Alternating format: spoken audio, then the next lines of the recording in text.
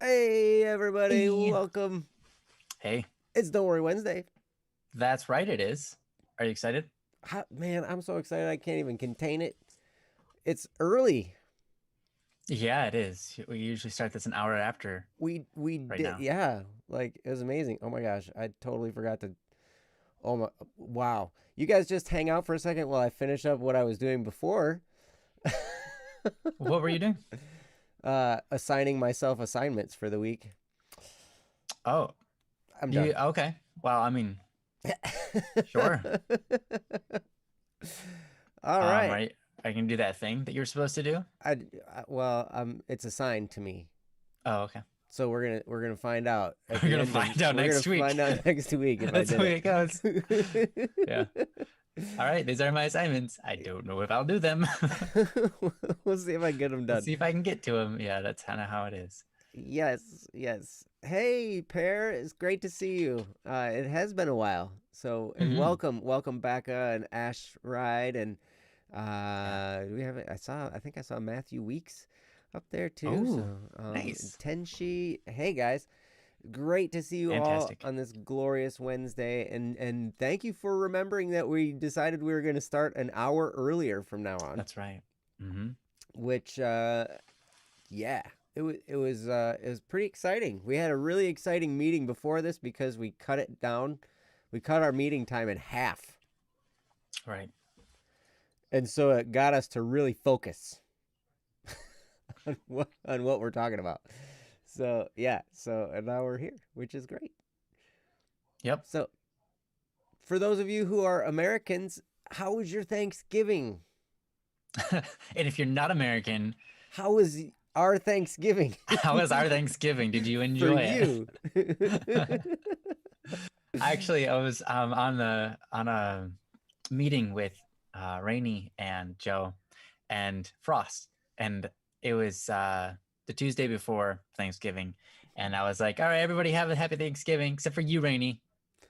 Don't have a happy Thanksgiving." And then everyone was like, "Oh, geez, what, Ryan? That's so mean." And I was like, "Well, she's Canadian." They're like, "Oh, okay, all right." Her Thanksgiving is in October, apparently. Oh, Yep. wow. Well, how about that? Yeah. Is it Halloween? No, no. Okay, it's different than that. It's like 10 days or something before it. Okay, interesting. Something close to that. If Yeah, anyone they here have is a. Canadian, let us know. I hear in Canada they have Boxing Day sales. Like I don't punch know if it's unboxing? this kind of boxing or packing things up in boxes, but they have a day called Boxing Day. We in America call it day after Christmas. Oh. Oh, okay.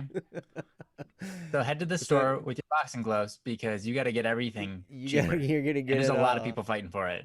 Yeah.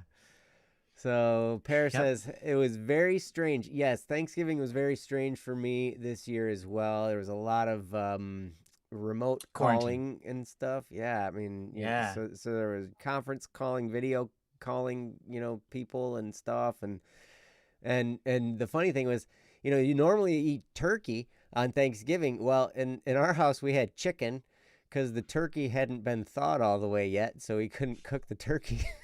So what did you do with the turkey? We cooked it the day after Thanksgiving on All Black right. Friday. Nice. Black Friday turkey. It's a Black Friday turkey. Nice. Yeah, so it was pretty cool. Nice. Um, Well, chicken's good, so that's totally good. oh yeah, That yeah. that works. My, Ash, by the way, yes, I totally got your message. I did see it on the website. I didn't respond to it yet, but I do want to say, you've got a lot of talent in your musician skills. I really liked what I was listening to. So, that the whatever you posted on SoundCloud, I really actually really did like it. I was impressed. So, oh, I didn't get back to you yet, but I will eventually. I want to hear this. Oh, Ash, send your stuff to Joe. He wants to hear it too, because it's actually really good. Yeah, I want to It's hear it. impressive. Yeah, you're gonna like it. It's very good. Awesome. So cool. Well, this is yeah. Princess says, "Did you, Joe?" I don't know what you're asking. Did I, Joe? Um, Um, did you pop the chat out? That's what uh, she's asking. oh. Yes, I did. Yes, I Oh, did. Thank you. So welcome. Let's get into it. I will now do our disclaimers. Princess just posted them for you so you can read. But yeah, this is a stream where we handle any issues or challenges or topics that you might have for us. Anything you might be going through in your lives. We'd be happy to talk about it. We're not professional therapists or counselors or anything like that. We just want to be your friend and surround you the best we can with love and encouragement, and just be your ally while you go through whatever challenge you're going through. We know you're smart enough probably to figure a lot of this stuff out on your own. However, sometimes it's just nice to have somebody there encouraging you or maybe giving some perspective, because when we're immersed in a situation, sometimes it's hard to see, the whole picture, and sometimes an outside perspective can really help, to just, help you pick your path.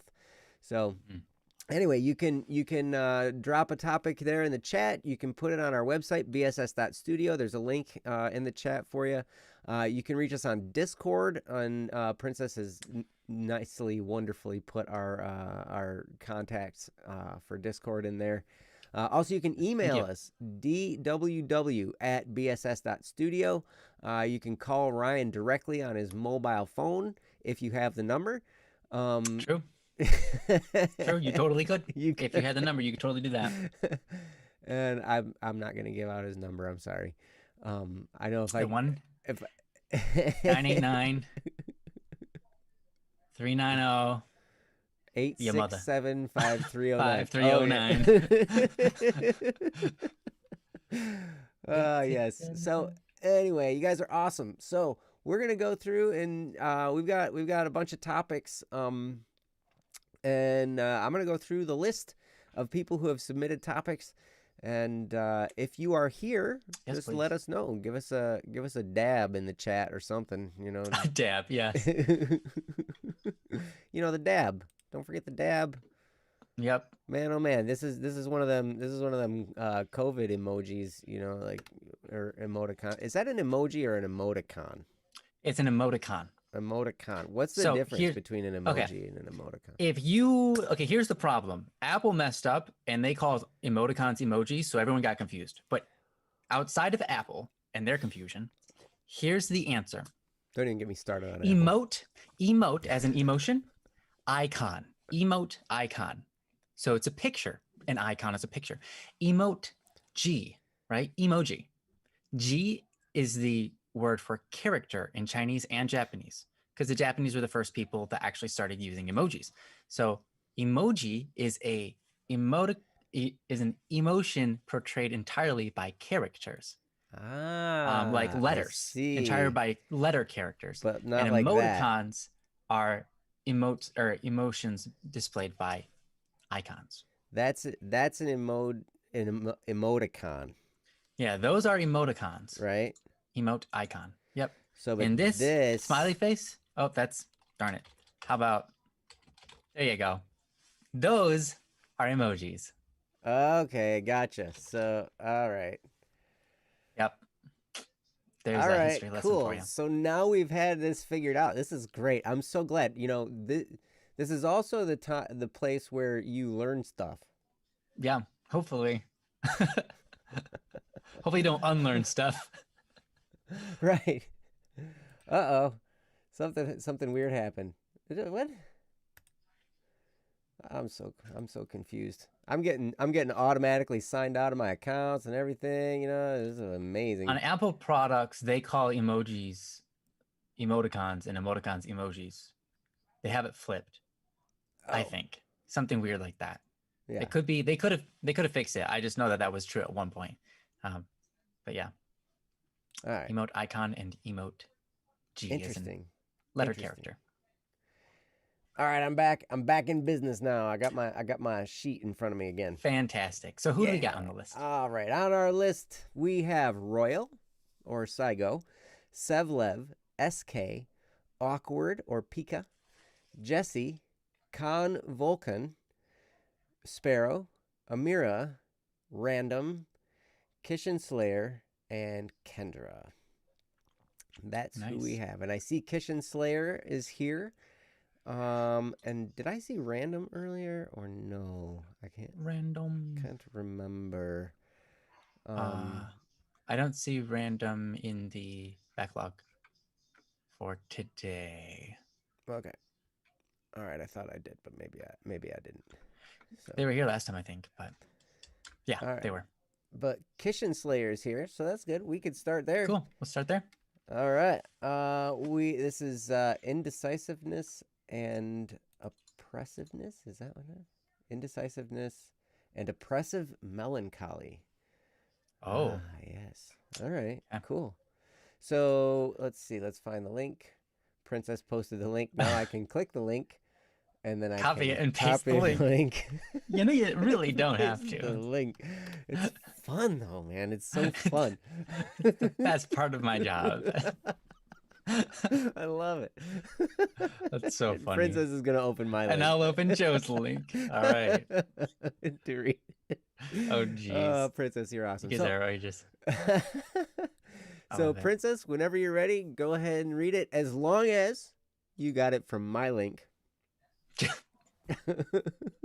Well, you betcha, Joe. You betcha. Oh, you betcha. Okay. I am a high school senior, about to finish my last couple of classes and actually start working. Recently, it really hit me that the tutorial phase of my life has completely ended. And while I've made many more friends in recent years, I've also lost every friend that I've made in the 16 or so years prior. I don't feel guilty about this, or the fact that I don't relate to most people, as long as I have friends with the same autistic otaku mindset as myself, ones that will also push me to improve. I consider myself lucky. But I can't escape this oppressive feeling of insecurity that's been occupying half my mind for the last year or two. All the people that I respect most are artists and creatives, and I don't have that talent. I'm fully aware you can be a great artist without talent, but it makes it difficult to choose what I really want to spend my time on. The more I wait to choose, however, the longer I take to become even competent in anything. I treat entertainment less as relaxation and more something to digest and analyze to improve one's own life. Whatever lessons were learned, so many more are my common goals, like learning an instrument, a language, and to draw. I also include watching classic anime, like Satoshi Kon's films, or classic cinema, literature, and games in general. The issue I'm faced with is just the sheer indecisiveness, because whatever I choose, I feel like I'm wasting my time. I'm well aware I have my entire life ahead of me, and I'd also rather not waste all of it either. I apologize for ranting, but I'm not sure what my question here really should be. I guess I just need to learn to be a failure without hating myself for it. I just can't get away from the feeling, no matter what I do, it'll never be the right fit for me. From Kishin Slayer. This is a great topic because there are many points in my life where I feel this way as well, and I'm hoping Ryan can shed some light on it. Because even though, I've spent a great deal of time on this earth trying to figure out what I'm supposed to do, and I've tried lots of different things, there are still times that I'm just like, okay, am I wasting my time in this area? Like, so what am I supposed to be doing? And I don't know. So Ryan, I'm hoping you have something good, because yeah, I'm gonna learn too on this one, I think. So, all right. Have at it, Ryan. Good luck, me. All yeah, right. good luck, Ryan. No pressure. No pressure at all. Yeah. Okay. Just be amazing, and anything less than that is unacceptable. Perfect. That's zero pressure at all. No pressure. Yeah. All right. Do I get fired if I do not amaze? You're fired. You're fired. I'm already fired. Yeah. I haven't been amazing enough yet. I was just kidding. You're not an employee, so you can't be fired. That's true. That's true. Okay. So Kitchen Slayer, I think this is actually really cool, because here's the thing. In your position in life right now, you're kind of at this position where, like, you don't necessarily know what you're going to do. You don't know what you want to do. That's really how we all are. We are all kind of improvising our way through life. We don't know exactly what we're going to be doing next. We don't know what job we're going to have when we grow up. we don't know, even when we're already 40, we don't know what job we're going to have 5 years from now.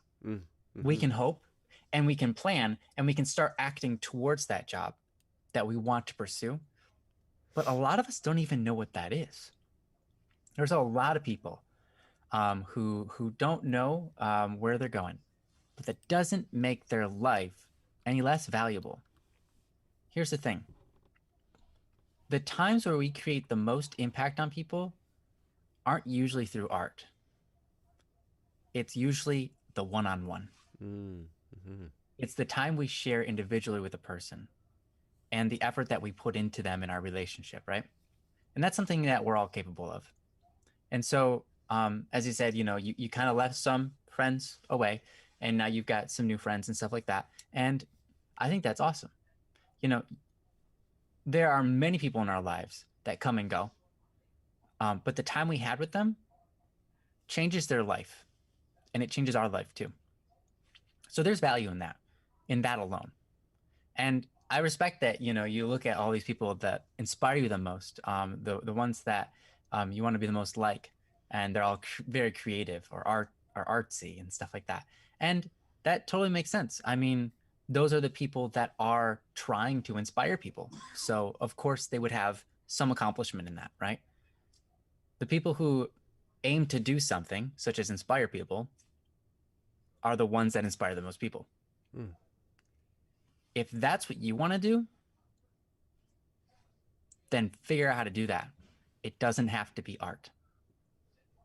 I'll tell you what, I've been inspired probably more than 1,000 times by people who are not artists, who are not creators.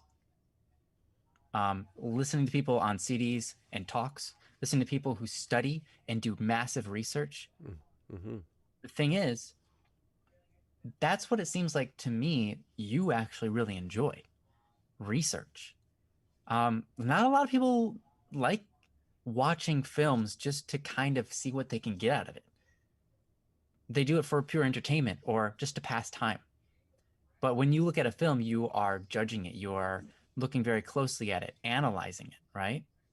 That's a very research-oriented kind of mindset, the analytical mindset. And that's a beautiful thing. We have people on our Black Static and Swerve staff who are very analytical, who like to take things apart and understand them, who are very logical, and they help a lot.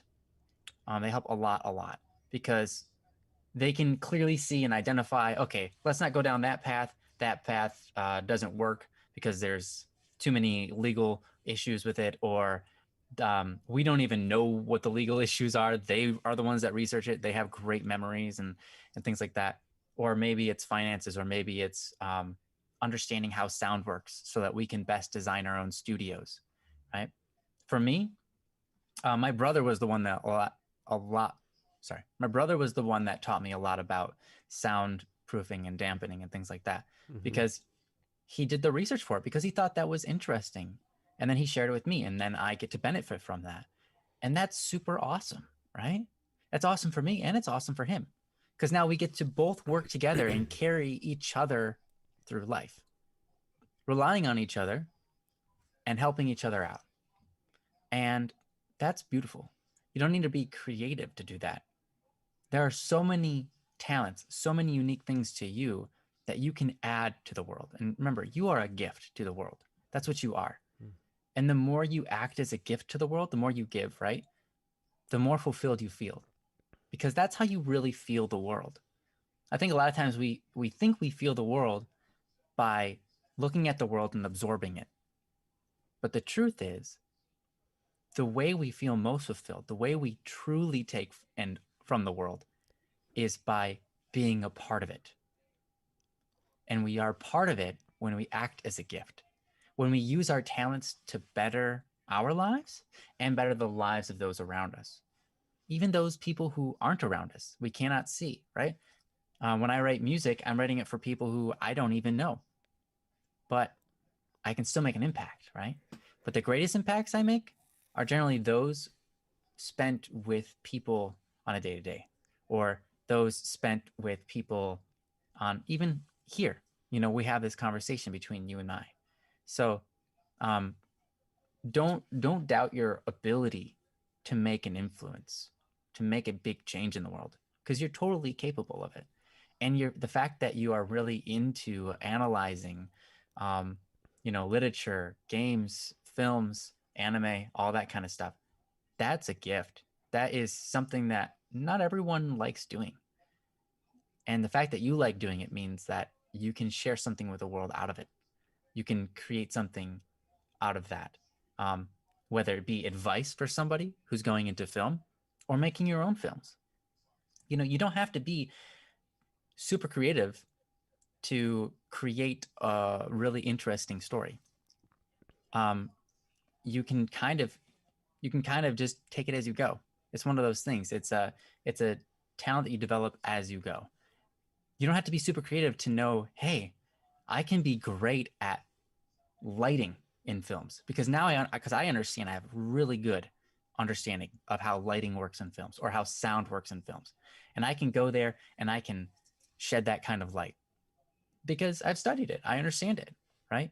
Me personally as a human being, no. But you, right? If you take the time to learn it, you can. And it's not a matter of creativity, but what you do is you heighten the abilities of other people who are creative, right?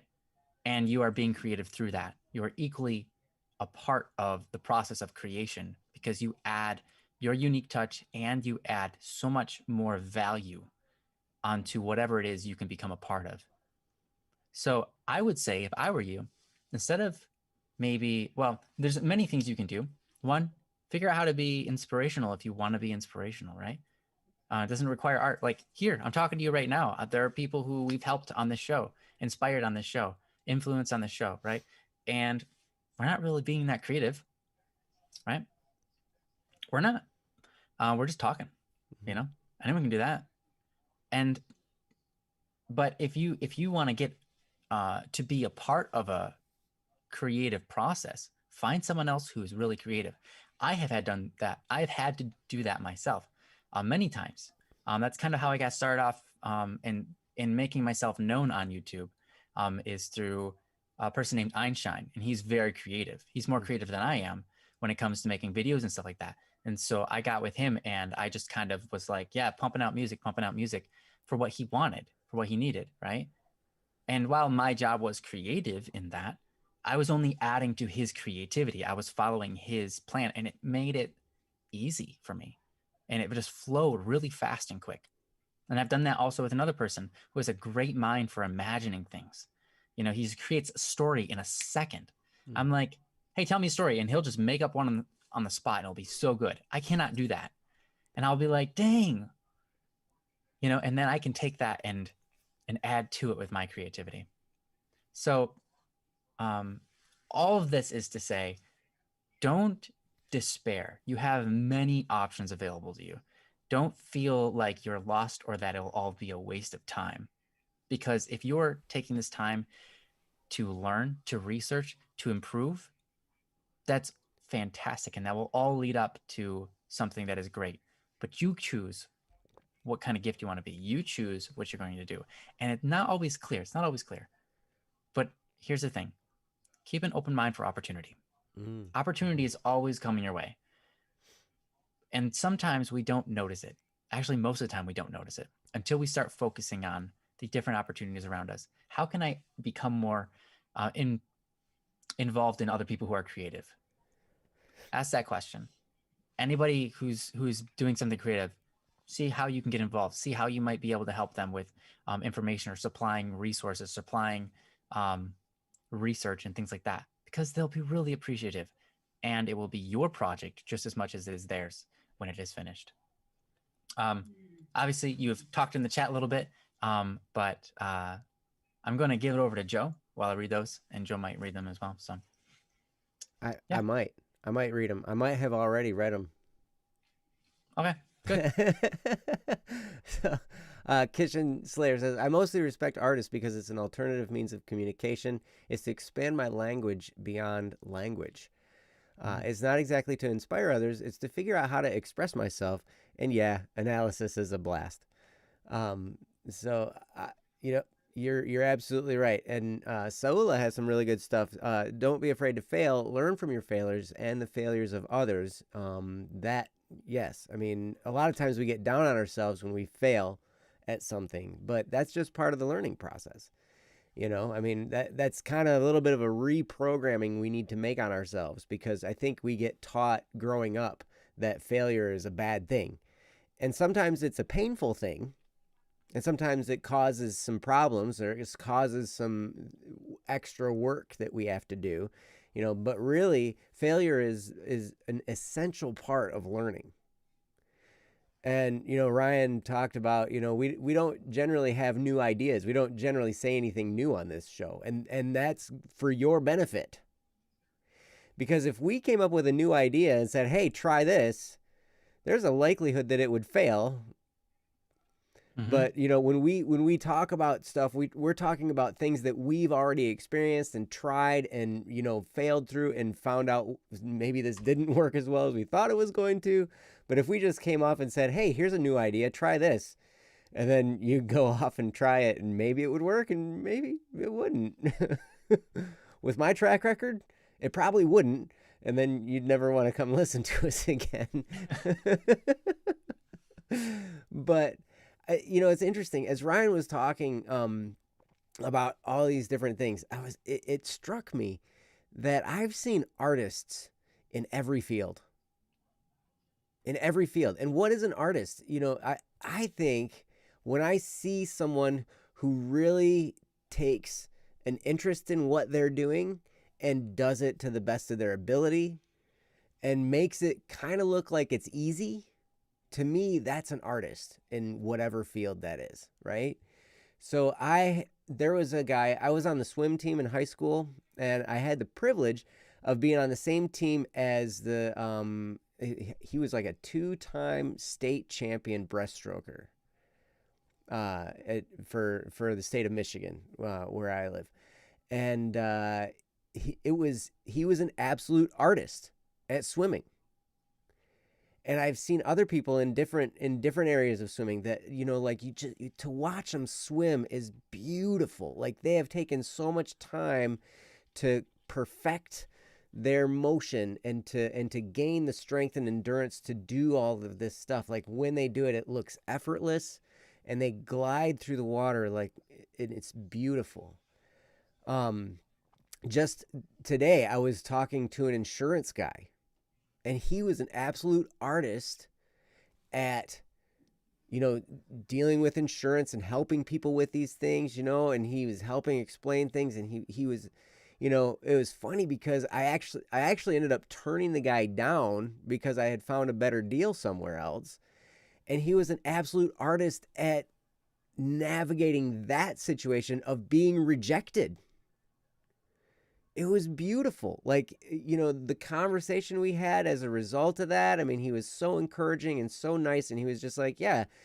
And you could tell the guy was a professional. He's been in this industry for a long, long time, and he's been doing this, you know, so my one little policy isn't going to make or break his business at all, right? Like, he's got plenty to work with. But it was so cool to see the conversation we had.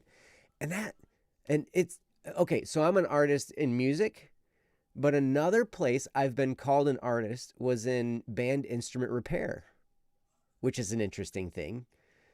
Like, I remember one of my coworkers, he brought his trombone, and, you know, he watched me, you know, take some dents out of his bell and get his trombone slide all working together. And he thought he was watching an artist at work, you know, doing that. And there was another gentleman who came into the shop one time, and I was back working on a horn, and he just watched me for a while, and he goes, man, I really respect what you do back here. And I'm like, really? Why is that? I mean, because, you know, when you're doing your job, you just feel like you're doing your job, and you're just like, whatever.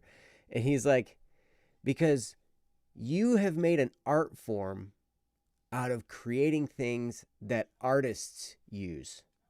Like, so So we were repairing instruments that artists would then use to create their art. And so it was an interesting thing. He was saying, you've made an art form out of helping other artists make their art with the tools of their art. And that was really interesting too. So, but getting back to the insurance guy and that experience, I would say this, Kishan, that no matter what it is you decide to do, no matter what, I mean, and if analysis is a blast to you, then dig into it, because anything you dig into, you could become an artist at, and you could excel at, and you could have a lot of fun getting to learn it and figuring it out. And it could be an absolutely beautiful thing. But one art form that I am always looking to improve myself in, and I think would be beneficial to everybody, no matter what it is you end up doing, is the art of dealing with other people. How do I communicate? How do I, encourage? How do I let somebody down in a way that makes them feel encouraged? Like, because there are going to be times when you have to say no to somebody. But then how do you take that time, when I talked to the insurance guy today, and I was rejecting him, and yet we turned it around. Him and I both, we turned it around to a positive conversation where we were both encouraging each other at the end of it. Rather than just saying, I don't want your stinking policy, blah, blah, blah, blah, blah, whatever. It turned into a great conversation where we were talking about our kids. We were talking about a bunch of other stuff too. He coaches baseball, we turned it into this uplifting, wonderful experience for the both of us. That's cool. And I think, there's a lesson there in that no matter what it is you decide to do, you're going to be working around other people to some degree. There are going to be other people involved. And so if you can always be learning the art of working with others, because just like Ryan said, the most memorable, the most you're ever going to bless somebody's life is in the one-on-one experience. We might be inspired by somebody's Olympic performance. We watch them at the Olympics, and it's an amazing thing. They win the gold medal, and it's inspiring, and it's wonderful. Or we might be inspired when we hear a song, or when we see, like lately, it's been architecture for me. Like I've been seeing buildings and, seeing pictures of buildings and just being inspired by some of the old Gothic cathedrals, and then even some of the newer cathedrals. And just looking at this architecture and that's an art as well. But the art that truly matters, think about it. We might be inspired by all those things that people create, but I bet you're more likely to remember and have a deeper resonating good feeling from, like, the teacher who paid special attention to you in school. Or, maybe if you and your parent, like maybe one of your parents, you were having an issue and worked it out in a certain way that just made you feel good. Those moments and those experiences are going to mean so much more to us. Those one-on-one moments make the biggest difference. And so I would encourage you, no matter what it is you're doing, study people. Saola says, if you want to create a super interesting story, look at your own life. That is the simplest way I have found. Then just dramatize the events, or don't. Either way, it works. Human life is interesting. And that's absolutely right. Human life is interesting. Your day-to-day, experiences, even though it might seem drab because, you just went through it and it was hard, it could turn into a great story. Our struggles, we don't like them, but they're the best stories. They really make the best stories, and so I look at when I hit a struggle at some point in time, I'm like, boy, sometimes eventually my emotions get the best of me and I start being like, oh, this is really hard. But I always try to shift my thinking back to the point of this is going to be a great story, and I'm going to be stronger as a result. And so I'll just encourage you as you're trying to figure this out, because, yeah, it's going to be a lifelong journey. You know, you'll be discovering things about yourself for the rest of your life. I promise. And have fun with it. Enjoy that process of discovery. Learn new things and dig into them and try to figure out how to be better in whatever it is you're doing. And then life can be really, really exciting. And the people around you will watch you and they'll call you an artist at whatever it is that you might be doing, because you will be into it, you will make it look easy, and you'll look like you truly enjoy it, because you probably do. And it'll be cool. So anyway, hopefully that makes some sense. I'm going to turn it back over to Ryan. And so, Ryan, did you have anything else? Sure, I don't have a whole lot, but I do have just a short thing to say. You know, you say you're kind of indecisive because you feel like whatever you choose to do with your time is a waste. First, I want to say it's okay to be indecisive. There are many things in life that are good, and we have to choose between two goods, and that's okay. Mm-hmm. You know, you might not be religious, but one way that I look at it is sometimes God gives us the choice between two goods just to see what we pick, because he gets to experience that through us. And he wants to have an experience with us. But if you're not religious, that's okay. And the other thing I want to say about that is this. You know, it is important eventually to decide what you're going to do with your time, right? Here's something that you will never regret spending your time on. Virtues. Mm-hmm. You can spend your time learning a new instrument. You can spend your time learning a craft. You can spend your time learning a language. But no matter what, if you learn virtues, if you spend time developing virtues in yourself, and you can just Google what are the virtues and figure out how do I start acting like someone who has this virtue, and just start. And that's how you do it. That's how you adapt a virtue to yourself. You just look at the ones that are there and you go, okay, this one is called patience. Okay, let's go. This one is called tactfulness. No, that's not the right word. But anyways, you can look through them and just pick whatever one stands out to you. And that's the thing. You might be like, I don't know which one. I'm indecisive here. Pick whatever one just first pops out to you. Like, oh, that one really gets me. You know, let me try that one. And then you start making actions as if you have it, right? Take the actions that are required of you to have it. Like if it's patience, right? Instead of getting anxious, right? If you start to feel anxious over something because it's like, oh, it's not happening yet. Force yourself to be like, yeah, but I can handle it. And you just sit there and you wait and you don't care. You try not to care, right? And you'll develop the sense of patience. So it's like you're pretending to have patience. And by pretending to have it, you actually create it within you. And that's how you learn to adapt it, right? And so here's the thing. Those are things that will never feel like a waste of time. Mm-hmm. And they will help you for the entire time in which you practice them and you adapt them, and it will help you at everything else in life. Because if you are virtuous, everything else in life feels better, feels more fulfilling. It helps you make better decisions. It helps you cope with things better. It helps you with your scheduling and your what you do day to day, how you treat people, how you treat yourself, and how you feel about yourself.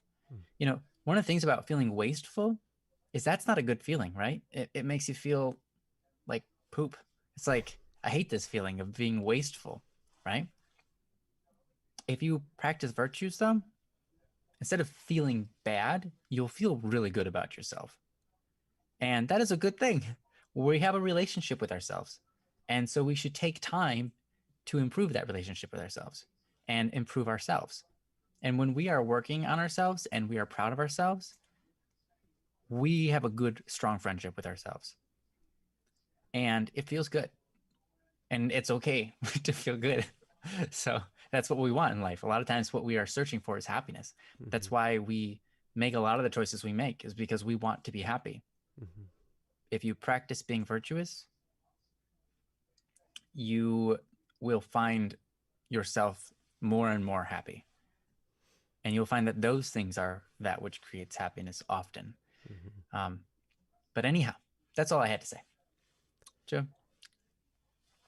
I think that's the perfect place to end it, because you're so right about virtues, and man, that is so true. And I would definitely second what Ryan says. And then don't understand it's going to be a challenge at times too. So like, don't beat yourself up. Yeah, like that Hard. Parakeet says. And if you sometimes forget to act like you have that virtue, don't get frustrated at yourself. Just say you'll remember next time. And that's so true. You know, I tend to rate myself on on how I've done on the 7 cardinal virtues, or whatever, the 7 whatever virtues they are. I kind of rate myself every day, you know, on how I did that, you know. And it's weird. The scale goes from 1 to 9, which is kind of a weird scale, but oh well. 1 to 9. It goes from 1 to 9. You can never get a 10. That's why there's no such thing as perfection. Right? Yeah, exactly. So you can only get 1 to 9. They don't even include 10 because they're like, don't even worry about 10. You can't. No one can get there. So right. It's like what? Don't beat yourself up about it. It's like You whatever. can at least get a 9. You know, it's funny because I always feel bad when I give myself a higher rating on humility. Yeah, that's funny. It's like, how's humility? 9. A lot of times I'll give myself a 2. 2. Yeah, now I'm great. Now I feel good. 2. That is funny though. We've talked about many times before, humility is not necessarily the act of putting oneself down. Right. Understanding oneself's value and the value of everything else around you and acting accordingly. So it oftentimes is the position of, hey, wait, I'm holding myself higher than everybody else around me. I'm being selfish. I need to not be that way. So I need to humble myself. Yes. But it doesn't always mean putting yourself down. So it's okay if you score high on humility. I know, but it always feels a little bit weird. I'm like, yeah, okay, right? Is this a prideful thing if I do this? Like... Yeah, am I only saying 9 because I'm actually humble, or I just want to be prideful? Yeah, it's funny. I see what you say, Kishan. Disliking yourself can be healthy if it moves you in the right direction. It's about having a realistic perspective on your life, but not giving up on constantly being a better you. And I do like that a lot. But here's the thing. I would caution disliking yourself. Just because depending on how you mean that, it can be a little bit damaging, because I would maybe rephrase that and say disliking attributes about yourself. Or it's okay to be dissatisfied. Yes. Right? Yes, absolutely. It's okay to be upset with yourself. Yep. And Totally. something that you did or failed to do or something like that, absolutely. Absolutely. And always striving to get better, for sure. But to understand, like there are going to be times if you dislike yourself long enough. Yeah, I phrased that wrong. That's okay. I just wanted to make sure, because I know that sometimes I get into disliking myself, and I'm actually disliking myself and finding that I'm valueless. Yeah, right? Yeah, that's not a good place to be. And that can be very depressing. So, but when I can separate myself from my activities or my propensities or whatever, then it becomes a lot more healthy. But you're absolutely right. It can lead to wonderful, wonderful improvements by being dissatisfied and, Absolutely. disliking certain things about how you live. So, yeah, awesome. Yeah. What a great topic. Thank you so much, Kishan, for this topic. It was wonderful to talk about, because I think, we got a lot of, I know for me, I struggle with this a lot. What am I doing? So Yeah. Yeah. And what am I doing with my time right now? Yep. It can be hard. Yes, absolutely. So Anyway, thank you. Hopefully some of that made some sense. Hopefully it was good. So anyway, we can move on and see who else is here. Actually, I haven't seen anybody that has a topic pending. I'll just go through the list again real quick. Royal, Sevlev, SK, Awkward or Pika, Jesse, Khan, Vulcan, Sparrow, Amira, Random, Kendra. Yes, and as always, if you have a topic for us to discuss, if you have something you're worried about, something on your mind, feel free to post it in the chat here, or put it on the forums at the bss.studio, and we will be able to get to it today if we don't have anything else lined up. So that'd be awesome and helpful. Yes, it would. And I think that Pear Kid, you said that that if we had time and you're still here, that you would have a topic. So yeah, this might be a perfect time. So yeah, if you wanna share your topic, that would be great. In the meantime, I do want to say, while you're putting that topic together, I got a chance to get on the Black Static and Swerve Minecraft server this past weekend. And I saw some new folks that I had never ran into before. It was really cool. So yeah, it was kind of fun. So, and that's fun. There've been some I forgot that was a thing. I know, right? It'd been a long time since I'd been on there, but it was a lot of fun. And I just was going and searching for ancient debris and diamonds. Yeah, it's cool to run into people, right? It is, yeah, it's cool. I actually never saw any of them. The world is getting bigger and expanding out. Like people are creating their fortresses farther out from the initial spawn point where the community center is and everything. Yeah. Princess built an awesome community center right there where you'll spawn the first time. It does need some attention though. We gotta we gotta replenish the cows and probably the chickens. Cows. Hey. Yeah, they don't feed themselves. Ooh, that would be kind of cool. I know there's a pretty active chat on the Static P Friends Discord. So, Princess says we can do. There's a topic. And Pear, are you working on a topic right now? Is that okay? Oh, I think that's it. All right. Is that all of it, or is there going to be more?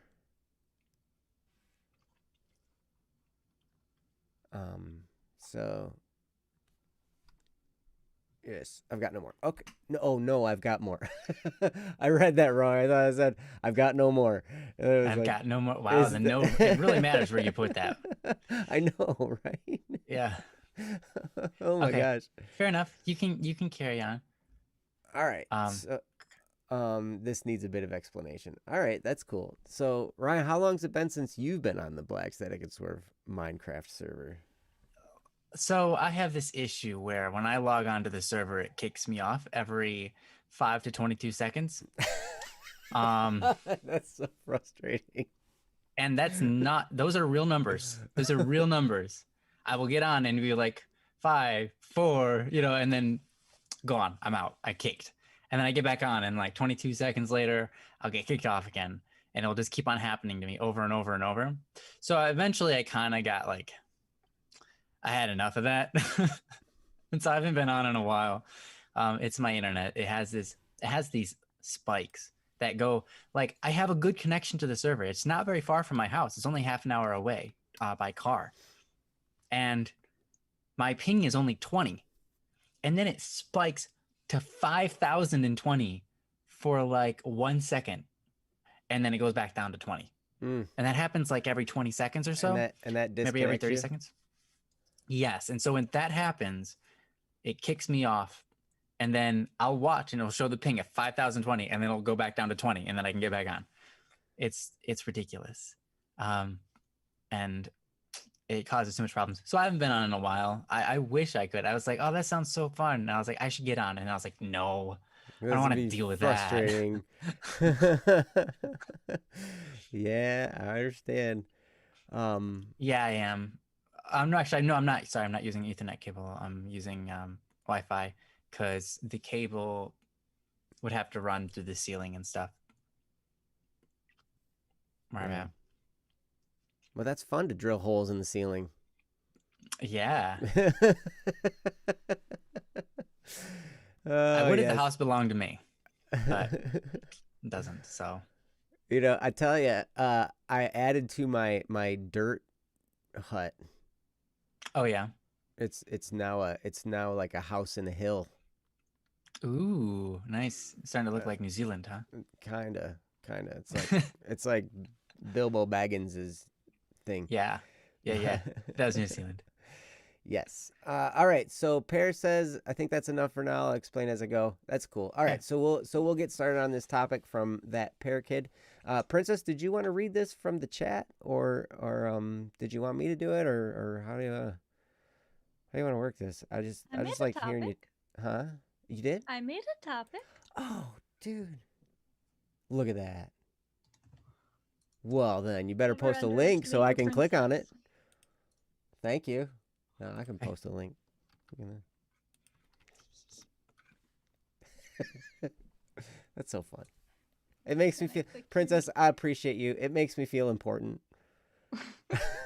Well, I'm glad That's I so learned how funny. to make you feel important. Yes, and incidentally, I'm sorry, Marshmallow, I have to tell you, your DM in Discord came at the perfect time. You helped me out with your DM that you sent me. So thank you so much for that.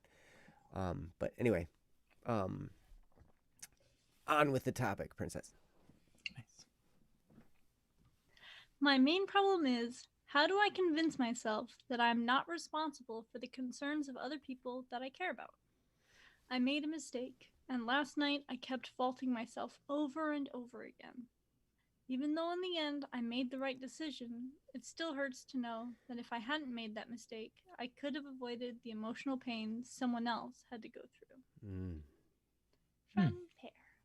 mm. Yes. Yes, I know that feeling.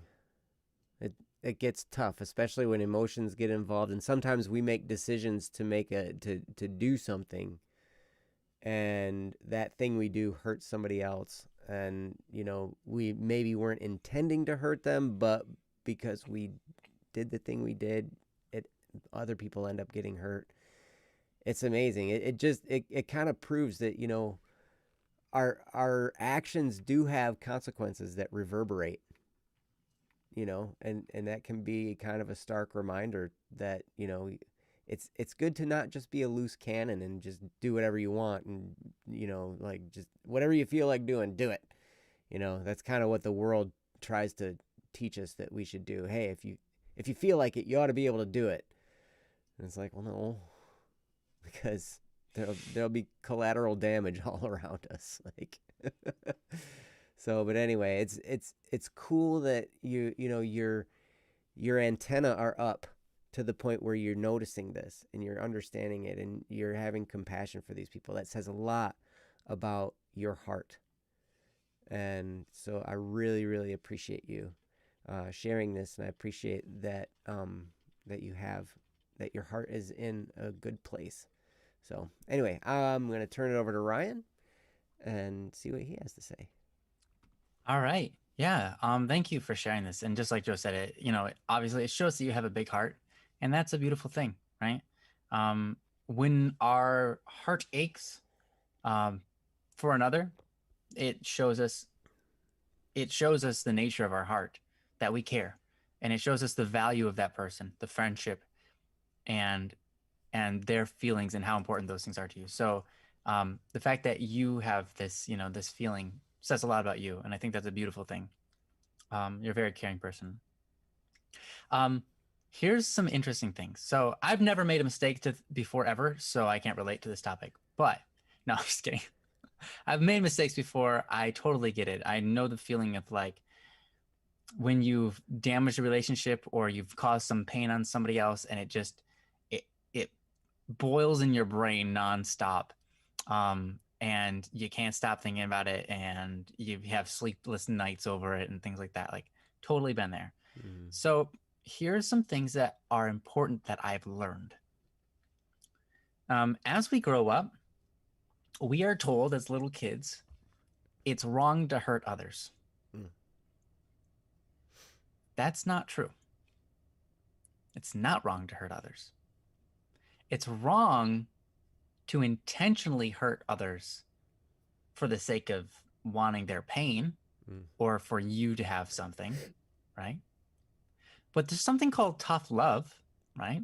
And we know that hurts. There's something called when we love somebody else and we just naturally feel this sort of pain that comes from the relationship, even if they didn't do anything wrong, or if a mistake was made and you are hurt, or if a mistake was made and they are hurt.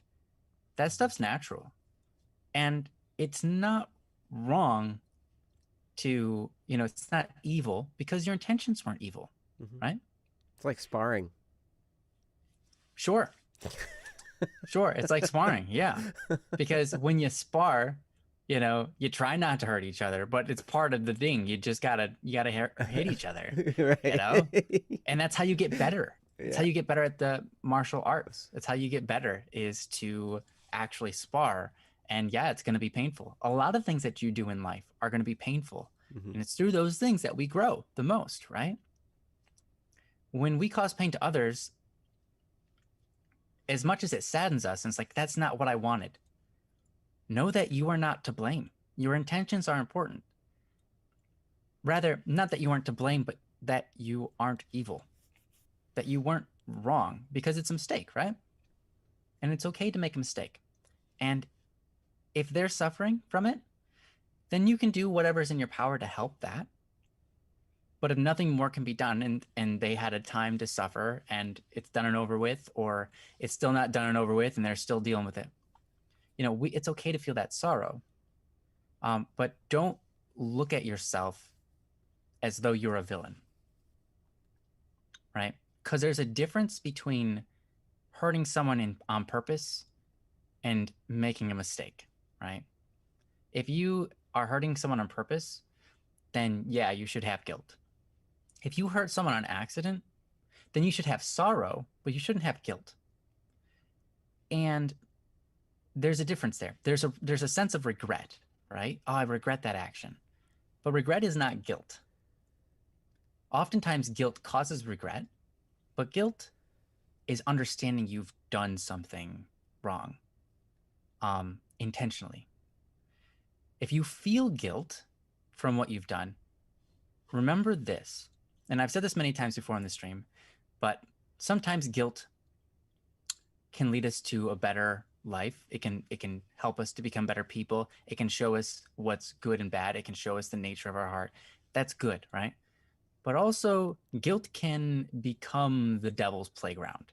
It can be a place for our demons to fester and become just a really dark place where we just start to attack ourselves and hate on ourselves, right?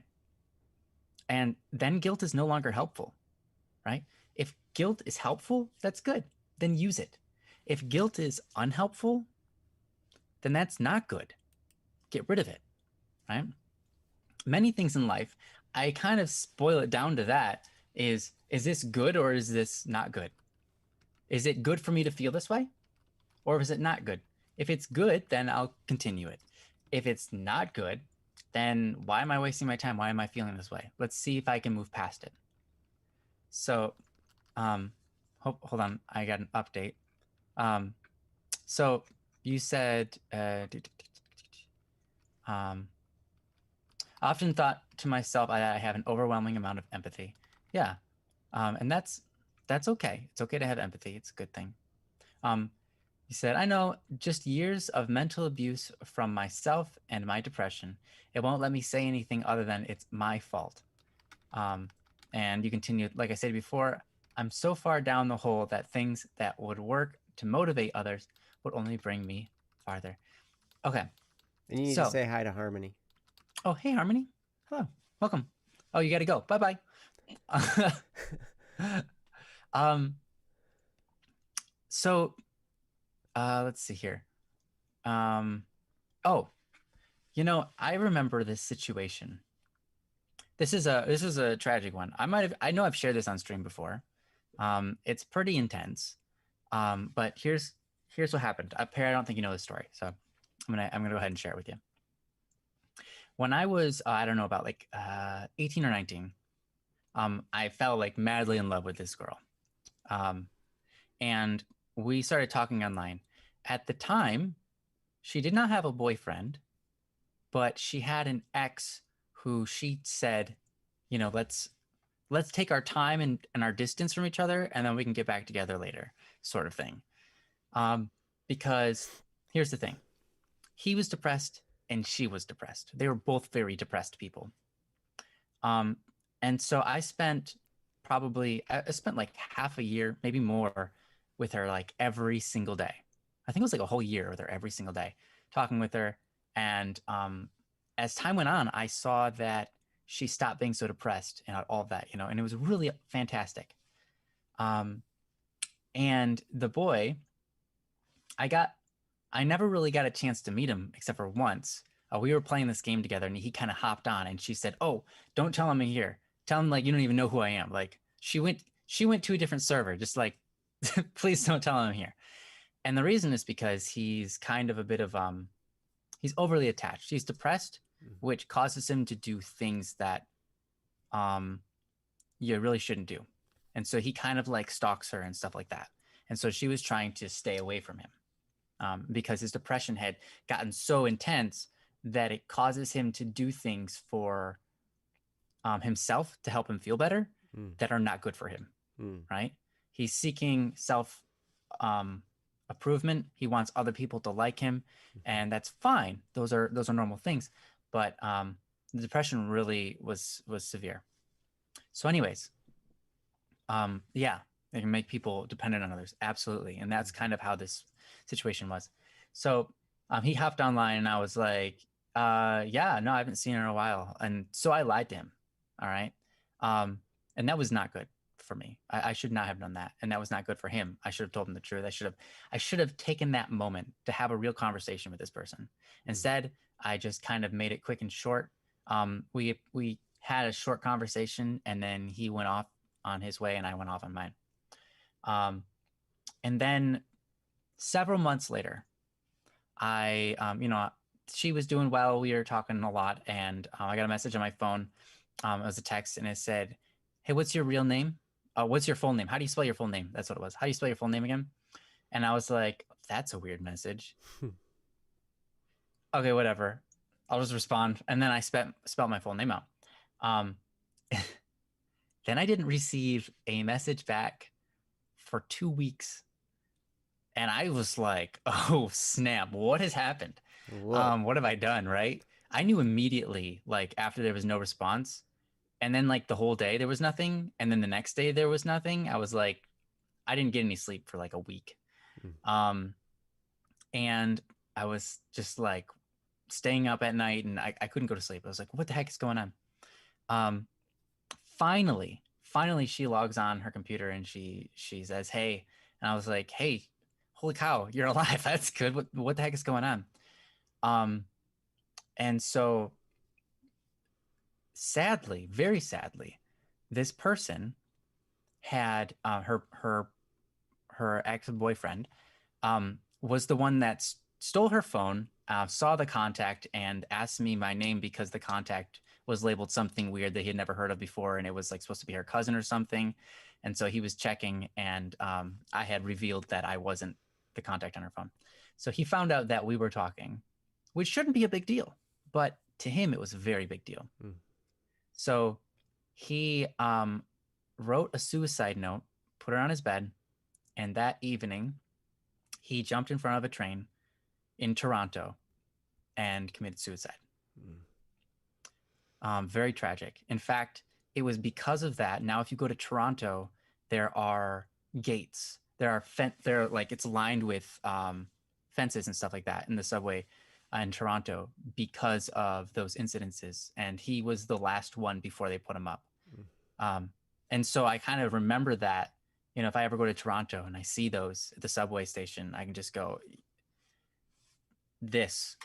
I was a part of that. You know, that's terrible. The suicide note he left on the table, or on his bed, said that it's all, and it said this person's name, the girl that I was deeply in love with. It's all your fault. And she just plummeted right into depression again, as you could imagine. And she believed the note. She said, it was my fault. It's all my fault. It's all my fault. And then I said, well, it's not your fault. You know, it's not your fault. That is his decision to make. He chose to make that decision for himself. That feeling of that pain that you experience, I understand. That is terrible. But it's not your fault that he did that. That was his choice.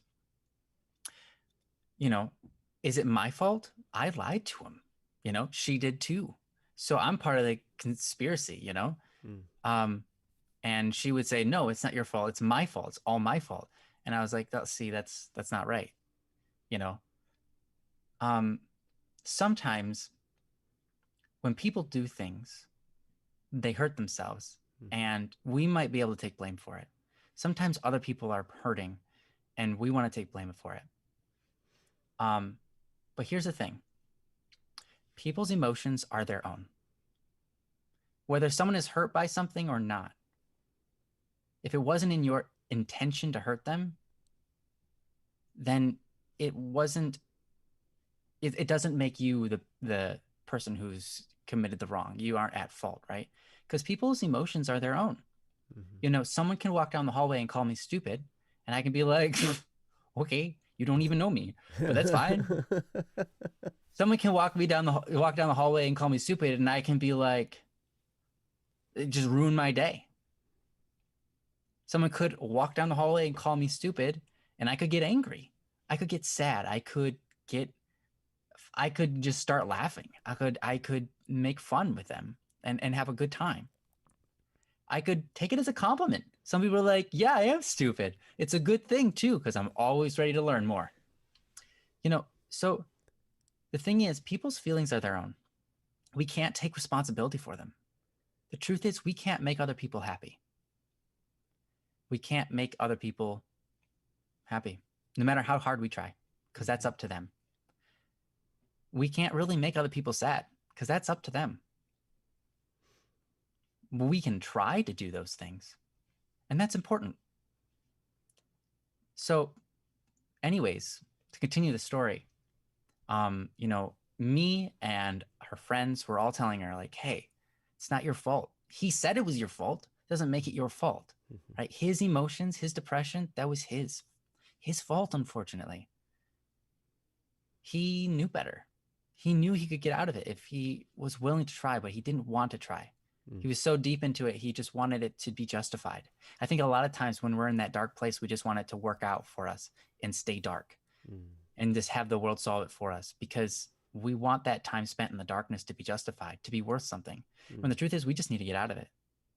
But so many times we linger in it, you know? And it's better to just go, you know what? No, I'm done with it.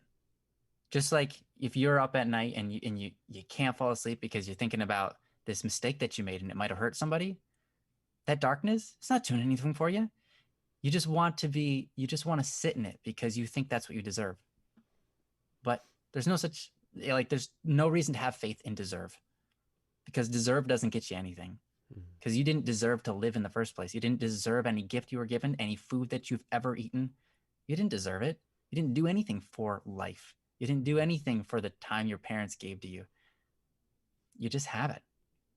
And so if you're sitting in the darkness thinking, I deserve this. This is my fault. That's pointless. It's sitting in the dark, waiting for the dark to be justified. But it won't justify itself. The best thing you can do is take action. Action can be prayer. It can be meditation. It can be talking to somebody. It can be getting up and doing some exercise. So anyways, continuing the story, in the end, we eventually convinced her. We had one of her friends, and I had been like crying over this. I've been so worried about her. And one of her friends got on a call with her, and he was just crying right in front of her, and he couldn't help himself. And at that moment, she stopped. She said, I can't. Because the thing was, she was going to commit suicide. Mm. She had promised him that if he committed suicide, she would commit suicide too. Ugh.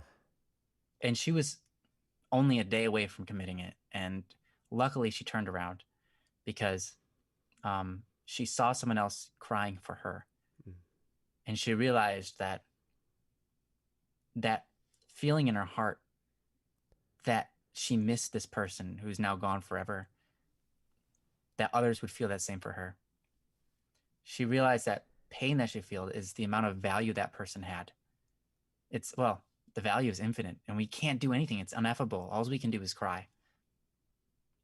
And to recognize that someone would do that for her really, really changed everything about what she decided to do from that moment on. So even if we hurt each other, here's the thing. We're still valuable. Even if we hurt each other, on purpose or accident, we're valuable people. Mm-hmm. We're all in this for our happiness. We all get confused. We all make mistakes, but we're in this together, and we can get better together. Part of living is suffering, but suffering is beautiful. It's through suffering that we know love. It's through suffering that we prove love, and it's okay to suffer. But if you're in a position of just being dark and waiting for it to be justified, waiting for it to get better and thinking you deserve it, get out. Do some kind of action that takes you away from that feeling. Because that feeling, it's not real. It's all in your head. And you know what? You can change what's in your head. Mm-hmm. You can change what's on your mind. You can think about donuts right now. Donuts. You can think about donuts. Now you can think about canned corn. Hi, this is what canned corn looks like. Can you picture canned corn? I went from canned donuts Yep. to canned corn. My point is you can think about with your brain lots of different things. You had me all good with donuts. All right, donuts. All right, guys, whatever.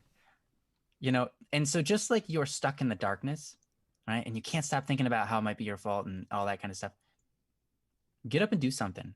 Get up and change your mind, because it's not worth anything to sit in there. Because the darkness is never going to make itself valuable. It's empty. There's no light in the darkness, right?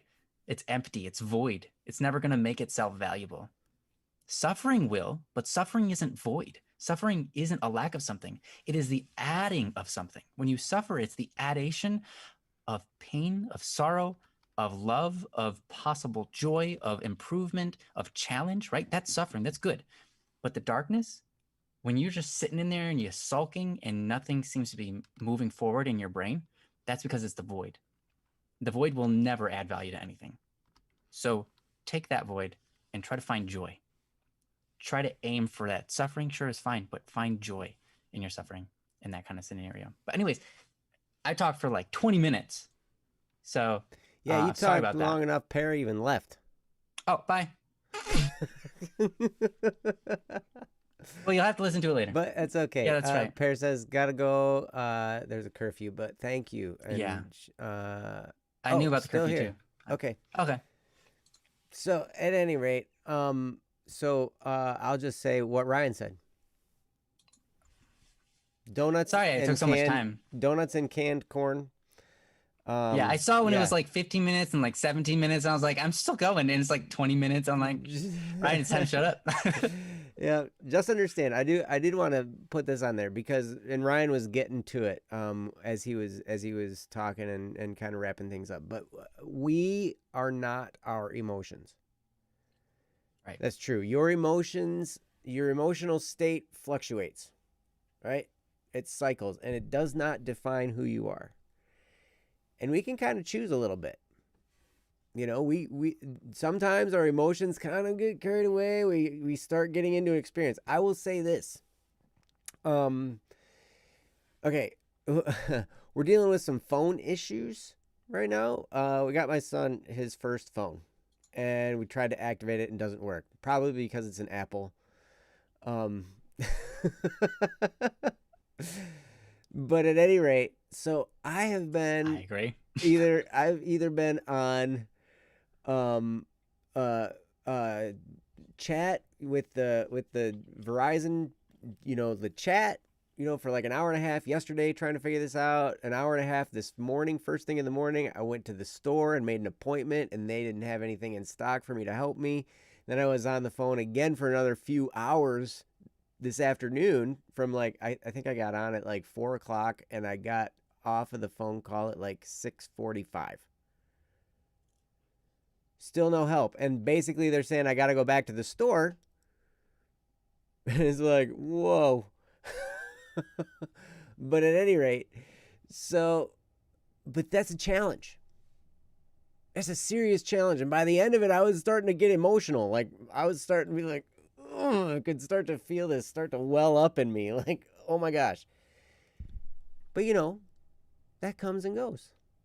It's okay. It doesn't define who I am. It doesn't define who they are. Any of the bazillions of people I talk to on the phone or in person, it's not like they were trying to upset me. It's just that there's a situation involved. We're all trying to work through it, and it's upsetting, probably to all of us,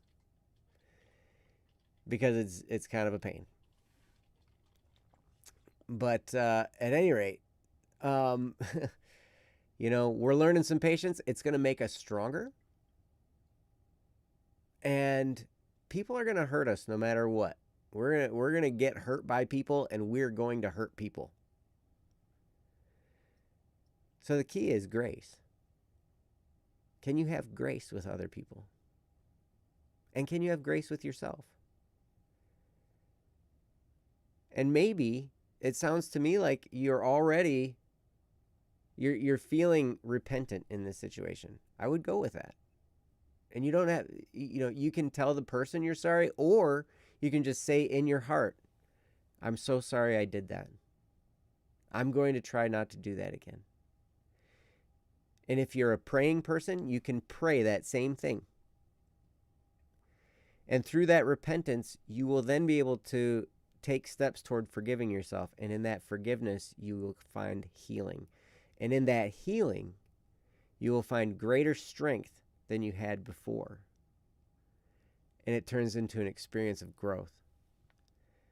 And it gets really cool. And if I had more time, then maybe we could talk more about it. But I know you got to get going, and I don't want to keep you. But at any rate, yeah, you're amazing. Thank you so much for the topic. And I'm really glad Ryan had the chance to talk most, because Sorry. Dude, no, I'm serious, because that story was so relatable to this situation, and I think it needed to be out there. So thank you. Here's where you say, "You're welcome, Joe," and think about. You're welcome, Joe. Shut up. You're welcome, Joe. Shut up. Wait, but I'm the host tonight. Oh, sorry. Yeah, keep on talking. Okay, yeah. Thank you, Pear. I love you. Have a wonderful evening and rest. And yeah, I really like that line. You are not your emotions. Your emotions are just, they come and go. Mm-hmm. They don't even stay the same. But so it's important to realize, hey, my emotions are my emotions, but that doesn't make it reality. Mm-hmm. And they can change. And it doesn't mean I have to do certain things. I can change, I can have this emotion like anger and then choose to do something pleasant, So it's good stuff. Marshmallow says, questions are only allowed if you ask. Harmony says, Harmony has a question. So Harmony, please ask away. We'd love to have your question. We like questions. We like to answer them, and we like to think. Now I can't stop thinking about donuts. I'm sorry. What do you like more, questions or answers? Donuts. Donuts. Okay, that's fair. I'm sorry, man. I'm sorry I did that to you. That's all right. When's the last time you had a donut? Glazed ones. Last time I had a donut? Oh my gosh.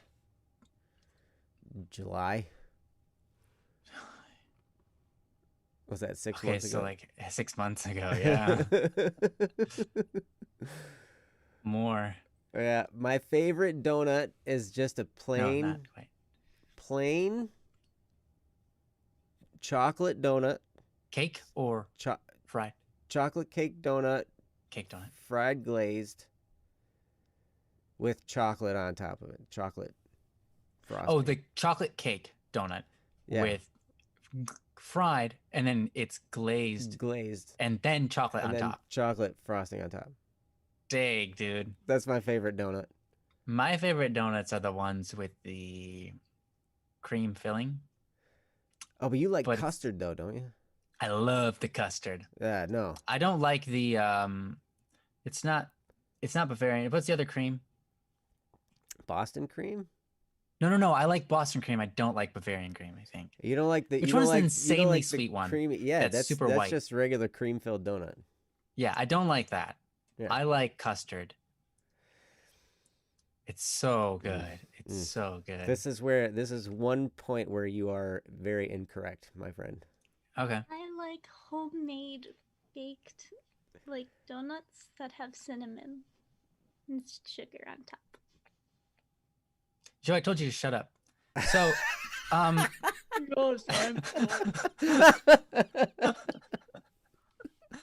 That's great.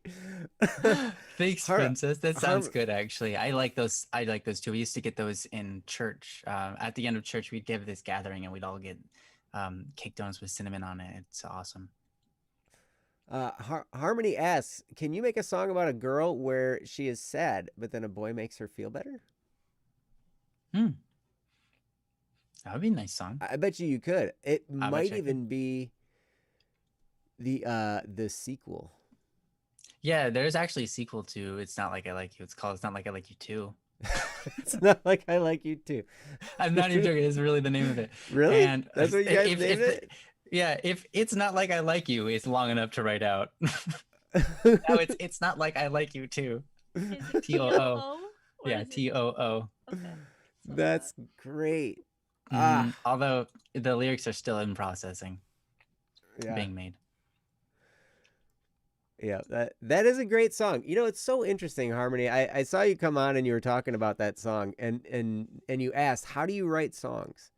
You know, you're asking. I'm sure you're asking Static P how he writes songs, and I'll tell you, he writes songs in a very unique way, and they always end up amazing. Amazing. Well, thanks. I don't think they do. I only release the amazing ones. Oh, well, I throw all the bad ones away. you should. No, that you don't. That's true. They're in a log. You're gonna hear, if you stick to the end of this, you're gonna hear an unreleased song. Mm-hmm. That's true. It's called Be Dat. It's MM Be dot Dat. space Be Dat. It goes something like ba-doo-doo, ba-dee-dee-dee-dee-dee-dee-dee-dee. It's our ending music for this. Doo-doo-doo-doo. Yeah. Yeah. You should check it. It's good. I actually like it. did But you it's end not a up- finished song. It's only like 20 seconds long. Did I never you end finished up- it. Did you end up did you end up releasing Sea Pearl ever? No. Or is that Nope. unreleased too? Okay. That's unreleased as well. So The at the opening for the show beginning is unreleased. at the beginning of this show, the music that plays, that's a song called Sea Pearl that Ryan also wrote that I think that is a beautiful, amazing song that I think needs to be released. And so it's like, you only release the good ones, please. There are lots of unreleased good ones. And not only that, but you've got a lot in progress now. It's not like they're not good. Yeah. It's not- well, it's not like I we'll don't see. like You know, them. some people aren't gonna like them. Intrusion. Sorry for my intrusion. Pardon my intrusion. Oh, sorry. Oh. Princess, I'm so Um, sorry.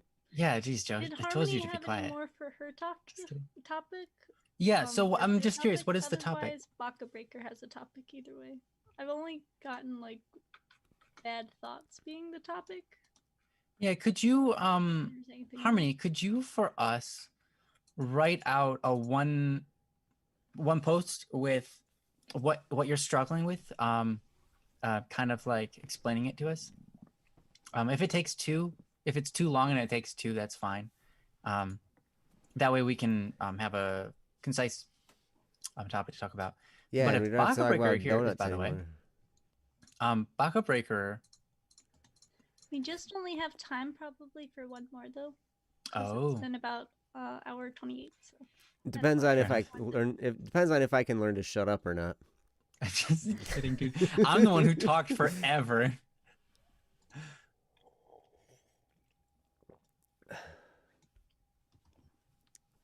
Oh wow! Okay. All right. Okay. So, my mind say. My mind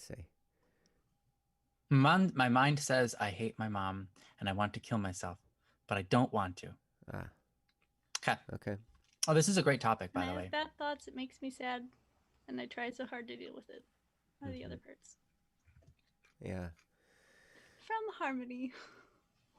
Well, thank you, Harmony. And I'll tell you, like when I saw you come in and I know Ryan was in the middle of his flow and he was talking and you were like, "Hey, say hi to me." I felt really Sorry. bad.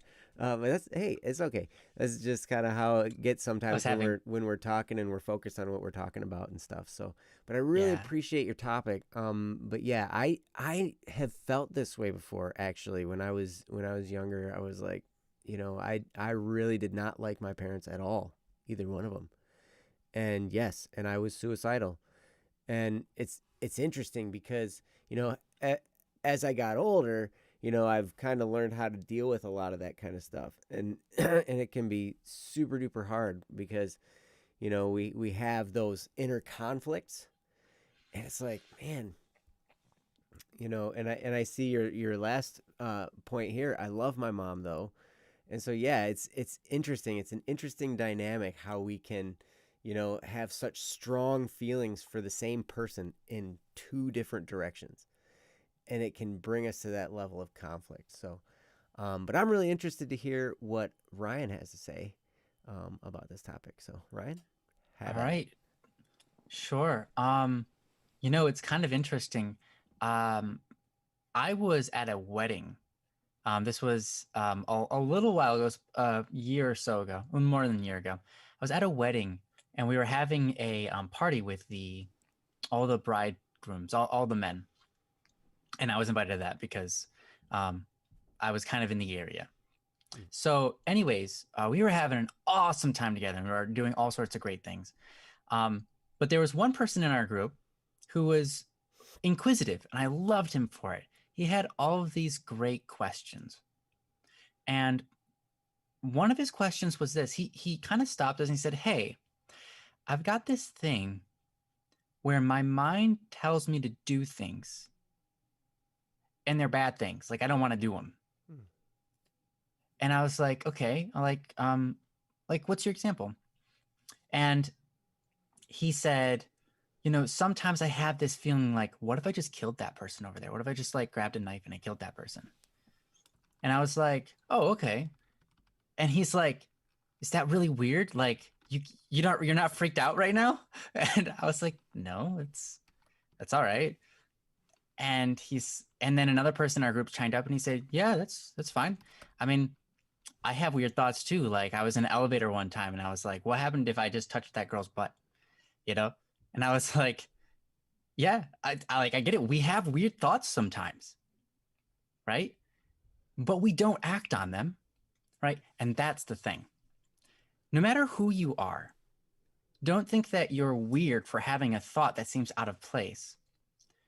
Sometimes we have weird thoughts, like that aren't good.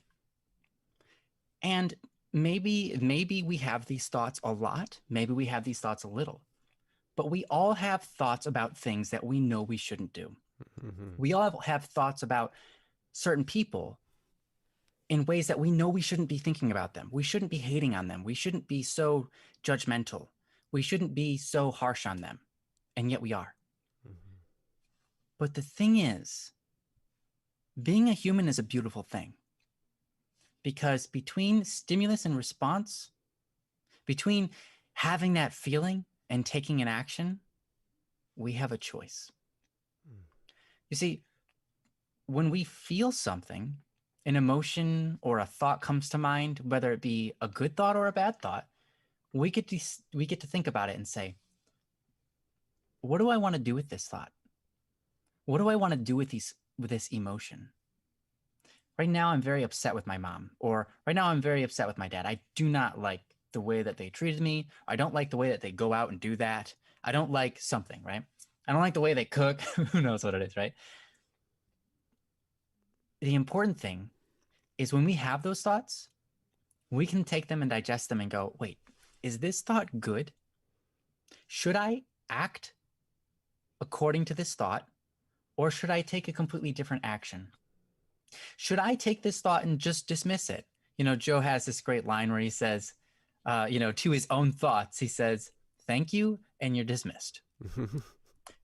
Like he'll come, a thought will come to his head, about like a problem he's having, and he just wants to, it doesn't matter. So he's just like, "Thank you, and you're dismissed."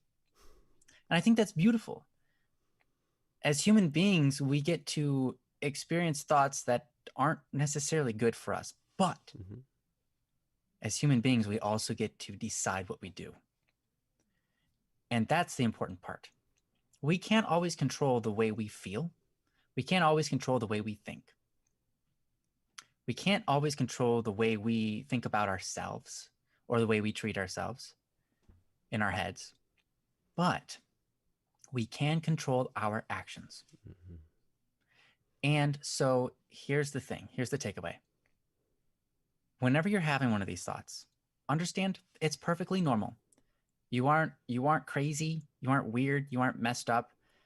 Everyone's kind of like that. So first of all, understand that's a normal thing. That happens to all of us. The important thing is to decide, what are you going to do with it? You say you hate your mom. You love your mom, but you also hate her. What are you going to do with that? What are you going to do about that? I think that's important. What are you going to do about that? Here's the thing. We can convince ourselves that we like someone if we spend the time to get to know them and spend the time trying to like them, spending the time treating them well. If you have this sensation of like, I hate my mom right now, what happens when you just go out of your room or out to meet her and start doing nice things for her? Because you love her. Not because you hate her, but because you love her. Not because you want her to notice you or respect you in your actions, but just doing something nice for her.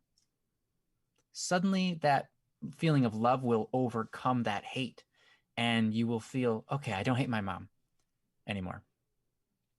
It's awesome. When it comes to killing yourself, when that feeling of, I just want to die. We talked about this earlier, but if you can try to learn and practice virtues, you can look it up online. Just type in virtues, 7 cardinal virtues, or any kind of virtues, right? You try to do those things, you practice those things, and the way you practice them is by pretending like you can do them. It's kind of how it works. You pretend, you try to do them, you pretend like you can do them, and you start to get better at them. Here's the thing.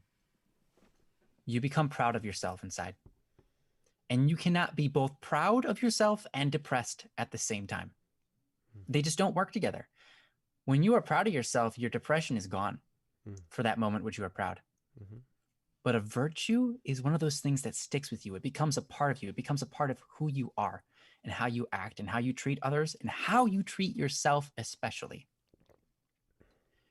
And so depression can't remain because you will always be proud of yourself. It's important. Yes, you can be disappointed in yourself, right? You can be disappointed in the things you do sometimes. But if you can try to do those things that make you proud of yourself, you'll feel that self-hatred, that self-depression, that desire to kill yourself kind of go away. But anyways, that's where I'm going to leave it. I'm going to give it over to Joe, who's going to say probably things that are a lot wiser than what I said. I got to say, Harmony, I saw you have a puppy named Rosie. Yeah, I saw that too. Yeah, I had a friend, a coworker who had a little puppy named Rosie. It was I think an American bulldog. Oh. So you think of a bulldog, you think the little bulldogs with the underbite and they're really stout and they got big, big front shoulders and everything like that, right? Uh-huh. But an American bulldog, they end up huge. Huge. Like they're like, oh my gosh, I don't know. They're bigger than a black lab. Oh wow. So they get big. They turn into this like 120-pound cannonball that runs through your house, right? And nice. and they're very, very, very protective and pretty scary when they get full grown, right? But I remember this puppy, Rosie, and she was so cute, and she was an American Bulldog puppy, and my coworker would always bring her into work and everything like that, and so I got to actually know Rosie. Now years later, I ran into this coworker. We didn't work together anymore. I ran into this coworker of mine, and she had Rosie with her, and it was kind of, at first, kind of a bit of a scary experience, but Rosie remembered me Wow. from being a little puppy and was very friendly and loving and all that kind of stuff and everything. Like a dog who normally would be very protective of, her master and all that kind of stuff, right? And, but, and here I show up, like this person that, I haven't seen this coworker in years, and here's Rosie, big Rosie now, huge, and I'm expecting like there's gonna be an issue here, but nope, Rosie remembered who I was. That was really cool. But that didn't really have much to do with the topic, but I just saw that and it reminded me of a cool story. But at any rate, what Ryan is saying is absolutely right. It's interesting because in our culture today, in our world and in the media and all that kind of stuff, we touched on this a little bit before, where a lot of times people think, well, if you like it, you should be able to have it, or you should be able to do it. If it's something you want to do, you should do it. You should be able to. But what Ryan was saying runs absolutely contrary to that. Because we do need to have some self-control, right? We do, and the interesting thing is, the more we learn to deny ourselves, the better we feel about ourselves. It's a really interesting dichotomy, because a lot of times we think, hey, I will be happy if I get the things I want. But you know what happens? I mean, you've seen it. We've all seen it. We've all seen it. We've all been through that. Yeah. What happens? When you see a kid that has gotten everything that kid wants, what kind of kid is that? Spoiled rotten. Spoiled. Do they look very happy? No, they're not happy. They're all upset. Because here's the thing about want. Like, we get what we want, but then we always want more. And we always want more. And we always want more. And that's why, like what Ryan was talking about, that discipline I have of saying, thank you, you're dismissed. I say these things to my thoughts. I used to actually fight with my thoughts. I used to be like, no, that's a bad thought. And I'd like beat on it and try to knock it out of my brain. But what would happen is then I don't know, it's almost like it would cause this inner conflict that then another part of me would rise up to defend this thought and keep it in place, while I'm trying to get it out of there. Like, this other part of myself would try and fight back. And I was like, oh my gosh, this is very, very interesting. And I remember reading a book. I don't even remember what book it was. But they were talking about meditation, and they were talking about how to clear your mind. And this phrase was one that this person used. And they're like, okay, so as you're trying to meditate, you focus on your breathing, you focus on just clearing your head, you think about just letting go of your thoughts, because the idea behind meditation is to just exist, right? Like, I sit here, I empty my brain of thoughts, and I exist. It turns into this like pure existence without having a reason to exist, without having a thing to have to do, or a plan to have to create, or anything like that. You're just existing. And it's a very relaxing place to be.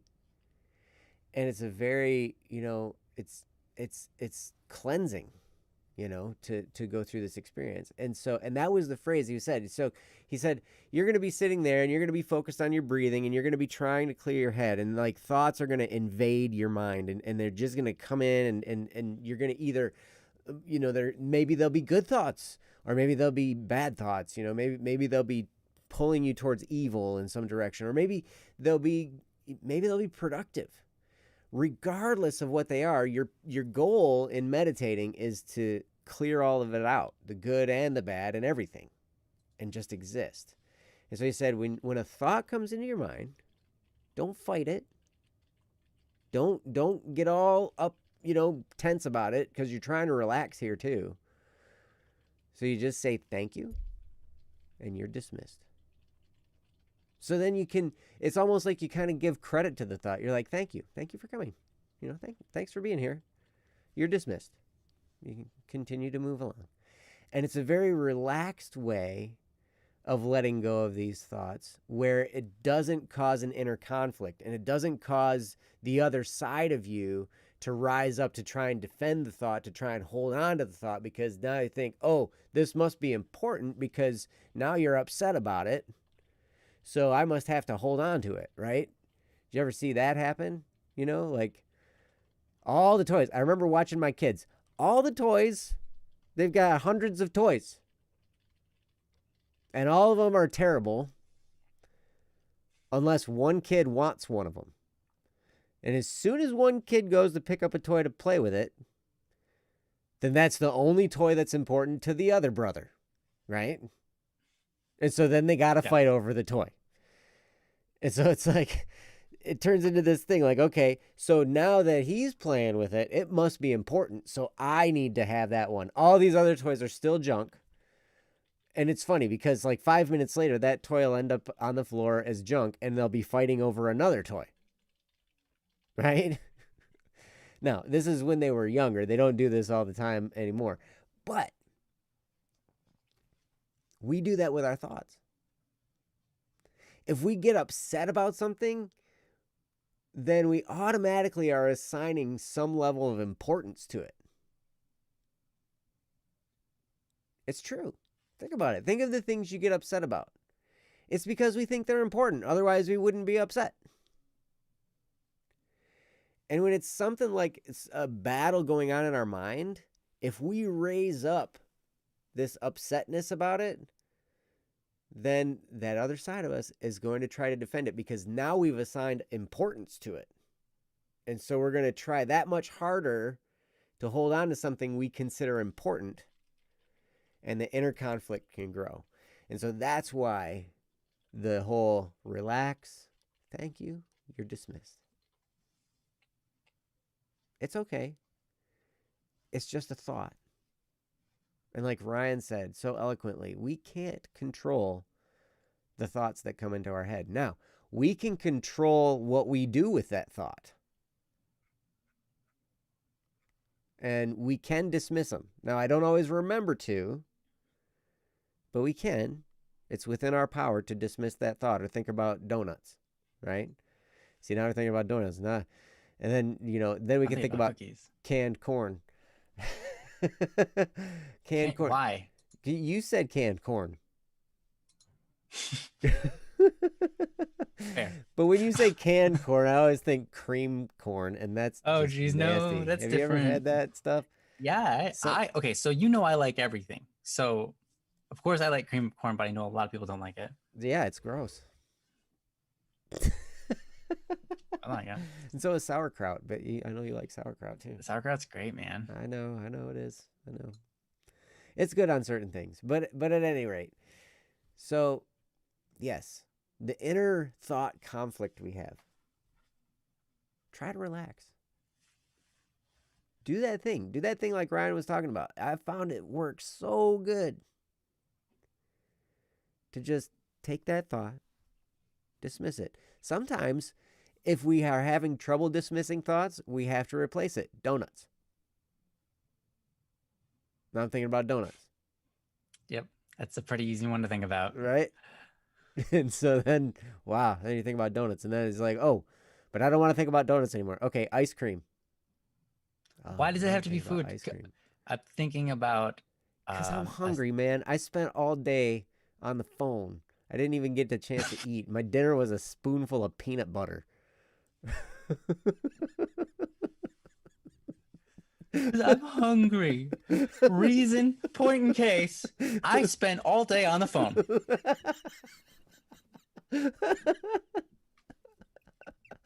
I know, isn't that terrible? Phone time equals more hunger. Yeah, because I wasn't eating while I Somehow. was on the phone. Should have ate the phone, man. I know. Hey, Harmony, thank you so much. It looks like you got to get going. But anyway, thanks so much for the topic. Know that Yeah. our love follows you, and Yeah. and come back. Thanks We'd for love to see thanks for you. joining us. Hope to see you again soon. Marshall says, I mean, I know you diet, Joe, but like, yeah, seriously, I eat stuff. I just can't wait for Lent. You know what the first 3 letters of diet spell? D-A? Yay, good. D-A? Yay. Okay, die. The store sells Diet Joe. Diet Joe. Hey, you know what? There is Diet Joe. It's black coffee. Because, you know, then there's non-Diet Joe, which is like the kind you get at Starbucks with all the extra stuff put in it. That's what I got right here. It's Oh, you not got- Starbucks, but it's got it's with all the amenities. Ah, with Not sea all the anemones. Amenities. Sugar, cream, all of it. Sugar cream, yep. Sometimes I put a little bit of almond extract in there. Oh, yum. That sounds good. I've Yeah. got my water here. Yeah. That's Diet Coffee. No. Yeah, that's total Diet Coffee. Total Diet Coffee. Water.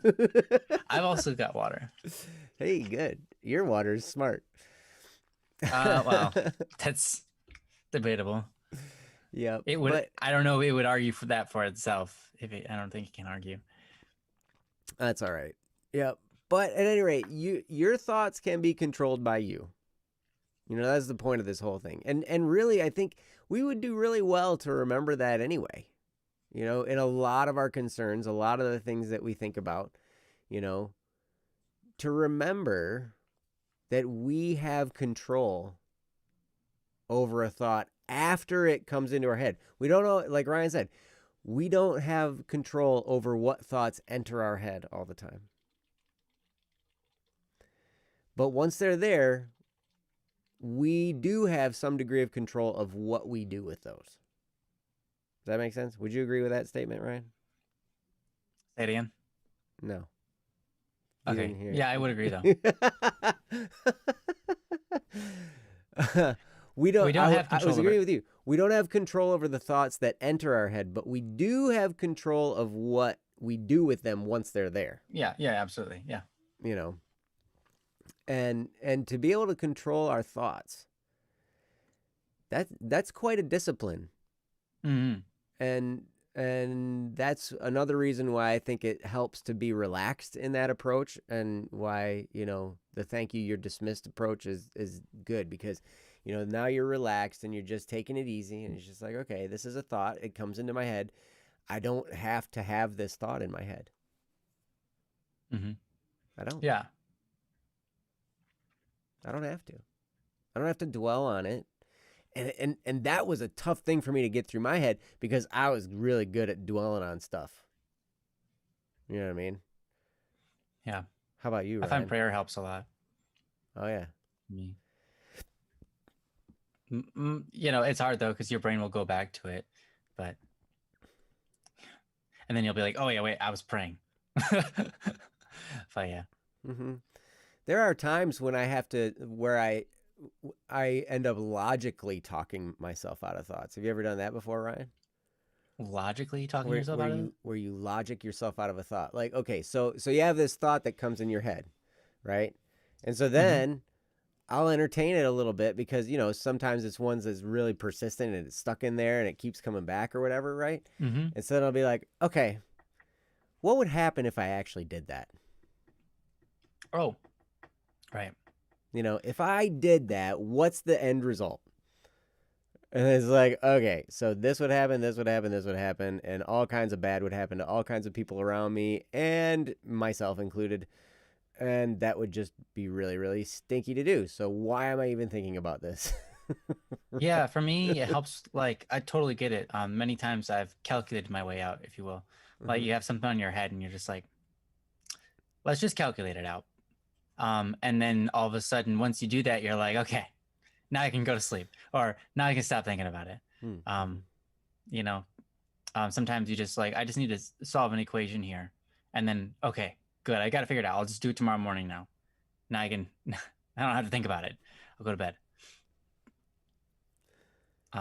So yeah, logic can help a lot. Yeah, it can.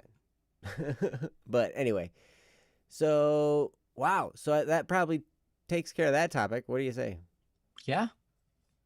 And we're at an hour and 52 minutes, so we're getting to that point where if we started a topic, it better be short.